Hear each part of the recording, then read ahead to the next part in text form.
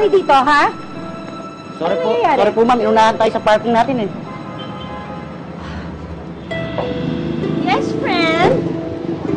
Parking space ko to. Tanggalin mo ang sasakyan mo. Papark ang driver ko.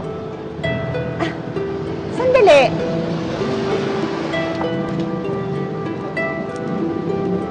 Si Seo ka ba? Ha?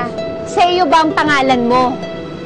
Alam mo, Marius, kasing nipis niyang kilay mo yung utak mo eh, no? Sa totoo lang. CEO yan, hindi Seo. Posisyon ko yan dito. I don't care. Eh, sandali, bakit ba andito ka? Bakit ka pumasok? Dapat inaasikaso mo na lang yung kasong isasampa sa'yo. Linisin mo yung pangalan mo, friend. Nakakahiya. Nakapangalan pa naman sa'yo yung restaurant. Ah, ganon. So, nagmamatigas ka, ha? Nagmamatigas ka talaga, ha? Ano ba? Ano tunga-tunga nyo? Bago yan, hinuhulugan ko pa. Hindi ko pa napipicturean yan. Popost ko pa sa Instagram. Tigilan nyo ako, ha? Hindi sa inyo ko yataw ito. O ikaw, Marisa, kung inaakala mo na uurungan ko ang pagiging maldita mo, nagkakamali ka. Baka nakakalimutan mo, galing din akong squatter katulad mo. Ano, ha?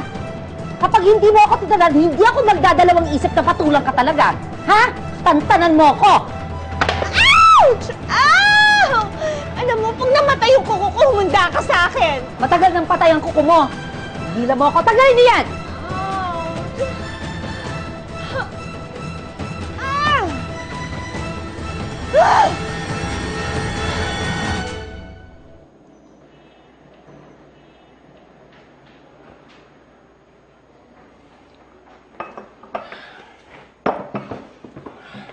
O, Lucas, kailan ka huling naligo? Grabe ka naman, Maris, oh. Dati, ganito rin ang amoy mo. Past is past. Huwag mo na ipaalala yung baho ng nakaraan ko. Ano ba pag-uusapan natin?